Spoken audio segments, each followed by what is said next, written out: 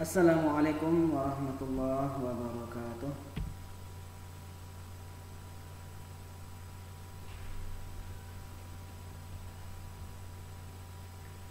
Alhamdulillahirabbil alamin. Bersyukur kita kepada Allah Subhanahu wa taala. Salawat dan salam buat nabi kita Nabi Muhammad sallallahu alaihi wasallam. Allahumma shalli ala Muhammad wa ala ali Muhammad. Oke, hari ini kita belajar tentang kemukjizatan Al-Quran. Ini pelajaran ilmu tafsir. Oke, yang pertama kita tengok dulu definisinya. Definisinya ditinjau dari segi etimologi dan terminologi. Kemudian pembahasan yang kedua, aspek kemukjizatan Al-Quran. Ada dua, ditinjau dari gaya bahasa atau uslub. Kemudian ditinjau dari segi isi atau kandungan Al-Quran. Masuk kita yang pertama, definisi mukjizat. Secara etimologi kata mukjizat berbentuk isim fa'il yang berasal dari kata a'jaza, yu'jizu, i'jazan, mu'jizun, mu'jizatun, yang berarti melemahkan atau mengalahkan lawan. Mukjizat juga diartikan sebagai sesuatu yang menyalahi tradisi atau kebiasaan, atau sesuatu yang luar biasa. Sedangkan secara terminologi Manna Al-Qattan mendefinisikan mukjizat sebagai berikut. Al-mu'jizatu hiya amrun khariqun lil'adah maqrunun bitahaddi salimun 'anil mu'aradah. Mukjizat adalah sesuatu yang menyalahi kebiasaan disertai dengan tantangan dan selamat dari perlawanan. Nah, dari secara bahasan istilah ini bisa kita pahami apa definisi mukjizat tersebut. Secara bahasa bisa kita pahami mukjizat itu artinya melemahkan atau mengalahkan lawan. Nah, kita masuk kepada istilah. Jadi mukjizat itu adalah sesuatu yang menyalahi kebiasaan, sesuatu yang berbeda dari biasanya. Kemudian disertai dengan tantangan. Ketika terjadi tantangan dan dia selamat dari tantangan tersebut. Misalnya kita contohkan mukjizat Nabi Musa. Tongkat bisa berubah menjadi ular. Itu adalah sesuatu yang di luar kebiasaan ketika itu. Kemudian ketika dilawan oleh para penyihir Fir'aun, maka Nabi Musa mengalahkan semua sihir-sihir dari penyihir Fir'aun. Nah, sekarang apa kemukjizatan itu? Apa kemukjizatan Al-Quran itu? Nah, jika kata mukjizat dilekatkan dengan kitab suci Al-Quran, ia bisa memiliki dua konotasi. Yang pertama, lemahnya manusia untuk merumuskan suatu ungkapan atau kalimat yang dapat menandingi ayat-ayat Al-Quran, baik secara individual maupun secara kolektif. Kedua, ia mempunyai sifat menantang manusia dan jin untuk membuat semacam Al-Quran, sampai munculnya kesadaran mereka untuk mengakui kelemahan diri sendiri ketika berhadapan dengan ayat-ayat Al-Quran. Dengan demikian dapat disimpulkan bahwa yang dimaksud dengan ijazul Quran adalah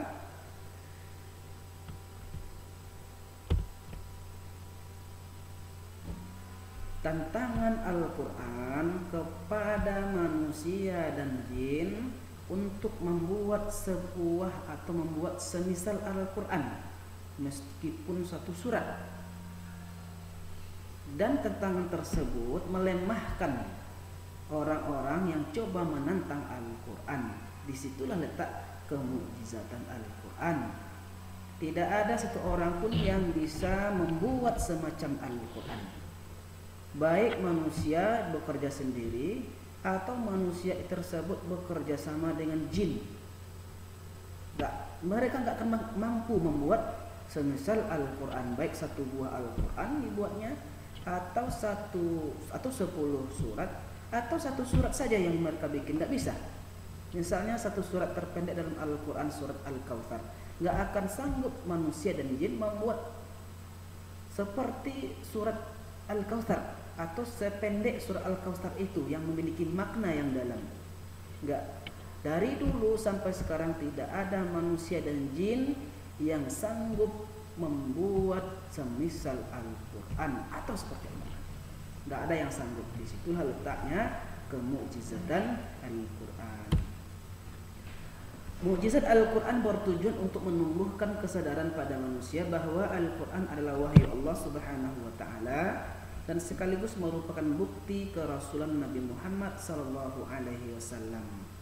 Nah, jadi salah satu tujuan adanya mukjizat Al-Quran itu adalah menumbuhkan kesadaran manusia bahwa Al-Quran itu adalah wahyu Allah, bukan ciptaan manusia atau bukan buatan manusia.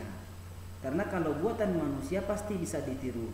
Sedangkan kalau Allah yang menciptakannya tidak akan bisa ditiru.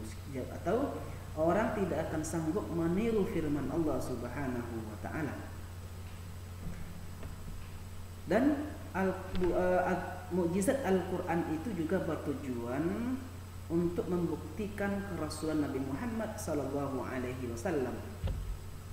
Dalam hal ini Imam Asyuyuti sebagaimana dikutip oleh Syahrin Harahab mengungkapkan bahwa adanya i'jazul Quran itu ada kaitannya dengan persepsi yang salah dari pihak orang Arab terhadapnya, sehingga Al-Quran memberi jawaban terhadap persepsi mereka yang keliru tersebut dengan cara menawarkan agar mereka menunjukkan kekuatan argumentasi dan kebenarannya.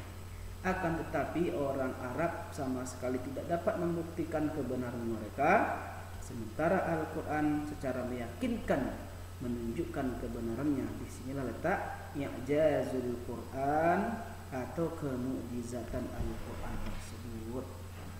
Nah, ingat, Al-Quran diturunkan dalam berbahasa Arab. Turun pertama kali ke orang Arab, tentu berbahasa Arab pula. Tetapi orang Arab sendiri tidak mampu meniru atau membuat serupa Al-Quran. Apakah ada orang yang mencoba? Iya, ada banyak sekali orang yang mencoba membuat seperti Al-Quran. Misalnya ada yang membuat surat Al-Fil seperti surat Al-Fil. Gajah. Apa itu gajah? Gajah belainya panjang dan badannya besar dan lain-lain yang dibikin oleh orang-orang untuk membuat serupa Al-Quran, tapi tidak ada maknanya. Nah, sekarang kita masuk kepada aspek kemukjizatan Al-Quran. Satu, gaya bahasa atau uslub. Yang kedua, isi atau kandungan Al-Quran. Oke, kita lanjutkan. Aspek kemukjizatan Al-Quran dipilih dari gaya bahasa atau uslub. Satu, kelembutan Al-Quran secara lafaz yang terdapat dalam susunan suara dan keindahan bahasanya. Nah, jadi ketika ada orang yang membaca Al-Quran bisa tersentuh hatinya dan bisa meleleh air matanya.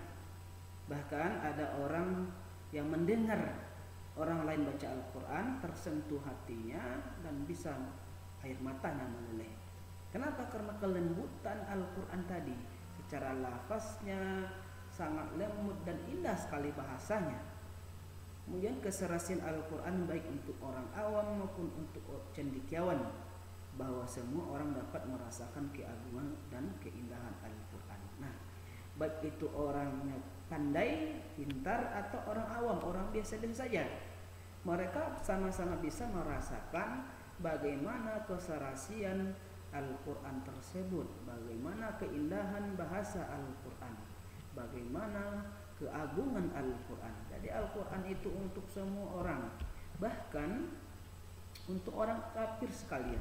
Orang kafir pun kalau mendengar Al-Quran ini mereka dengarkan secara serius, mereka akan tersentuh hatinya. Kemudian yang ketiga, sesuai dengan akal dan perasaan, di mana Al-Quran memberikan doktrin pada akal dan hati serta merangkum kebenaran dan keindahan sekaligus. Jadi dari gaya bahasa Al-Quran tersebut bisa memberikan doktrin kepada akal dan hati, bisa menenangkan hati, bahkan merangkum kebenaran dan keindahan sekaligus. Jadi dalam Al-Quran itu bisa menenangkan hati, bisa di situ langsung ketika membaca ayat itu langsung terasa kebenaran dan ada pula keindahannya. Kemudian keindahan dalam kalimat serta beraneka ragam bentuknya, yaitu satu makna diungkapkan dalam beberapa lafaz dan susunan yang bermacam-macam yang semuanya indah dan halus. Ada satu maknanya tapi lafaznya banyak, atau satu lafaz maknanya banyak, tergantung konteksnya. Nah, misalnya al-ma'ruf pada dasarnya berarti maknanya baik, tapi ada maknanya harta, ada maknanya adil dan lain-lain, tergantung di mana letaknya kata al-ma'ruf tadi. Nah, itulah yang dikatakan satu kata itu bisa memiliki berbagai macam makna, atau sebaliknya satu makna diungkapkan dalam beberapa lafaz. Oke, yang kelima, Al-Quran mencakup dan memenuhi persyaratan antara bentuk global atau ijmal dan bentuk yang terperinci atau tafsil. Jadi dalam Al-Quran itu ada ayatnya bersifat global, ada yang bersifat tafsil atau terperinci. Keenam, dapat dimengerti sekaligus dengan melihat segi yang tersurat. Nah, jadi bisa dimengerti Al-Quran tersebut melalui yang tersurat dari ayat tersebut. Misalnya kita membaca Qul huwallahu ahad, ini langsung kita pahami bahwasanya Allah itu satu, tidak ada yang kedua apalagi yang ketiga. Inilah yang disebut dengan bisa dipahami secara tersurat. Kemudian di samping itu, hal lain yang dapat dicatat dari kemukjizatan Al-Quran dari aspek bahasa adalah ketelitian, kerapian, dan keseimbangan kata-kata yang digunakannya. Hal itu dapat dilihat pada bukti-bukti sebagai berikut. 1. Ketelitian dalam mengungkapkan kata-kata. Suatu surat yang diawali dengan huruf-huruf tertentu, di dalamnya selalu terdapat bahwa huruf-huruf itu dalam jumlah rata-rata lebih banyak dan berulang jika dibandingkan dengan huruf-huruf lain. Misalnya ada surat diawali dengan huruf nun, maka kalau dihitung dalam surat tersebut huruf nun itu pasti lebih banyak dari huruf yang lain. Ada surat yang diawali dengan huruf qaf, maka otomatis kalau dihitung maka huruf qaf itu lebih banyak dari huruf-huruf yang lain dalam surat tersebut. Yang kedua, keseimbangan penggunaan kata-kata. Dalam Al-Quran terlihat pula keseimbangan kata-kata yang digunakan secara simetris. Misalnya, ini al-hayah, artinya hidup, jumlahnya 145 kali, sama dengan lawan katanya al-maut, mati, berjumlah 145 kali, seimbang. Kemudian ad-dunya, dunia 115 kali, sama dengan kata akhirat, jumlahnya 115 kali. Ada malaikah, maka malaikat itu pasti lawannya adalah syaitan, jumlahnya sama 88 kali. Begitu juga dengan kata nasaib 75 kali dan syukur 75 kali pula. Zakah 32 kali dan barakah 32 kali pula. Begitulah kalau dicari kata-kata itu sangat seimbang yang terdapat dalam Al-Quran. Kemudian aspek kemukjizatan Al-Quran itu ditinjau dari isi atau kandungan Al-Quran. Nih, Al-Quran mengungkapkan berita-berita yang bersifat gaib. Hal-hal yang bersifat gaib yang diungkapkan dalam Al-Quran dapat dibagi dua, yaitu berita masa lampau dan berita yang akan datang. Ini adalah gaib. Misalnya berita masa lampau tentang Allah akan mengawetkan jasad Fir'aun untuk menjadi pelajaran bagi orang-orang yang datang kemudian.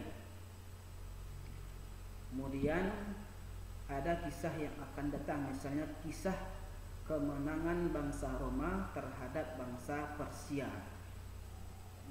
baca dalam surat Ar-Rum. Nah, misalnya pertama berita menyangkut masa lalu sebagai contohnya adalah kisah Nabi Adam alaihissalam, kisah Nabi Nuh juga bisa, Nabi Ibrahim juga, Nabi Ismail juga, Nabi Musa juga, dan kisah lain yang terkait dengan masa lalu. Kemudian kedua berita tentang peristiwa-peristiwa yang akan terjadi baik di dunia maupun di akhirat. Oke, sekian. Alhamdulillahirabbil alamin dan terima kasih. Assalamualaikum warahmatullahi wabarakatuh.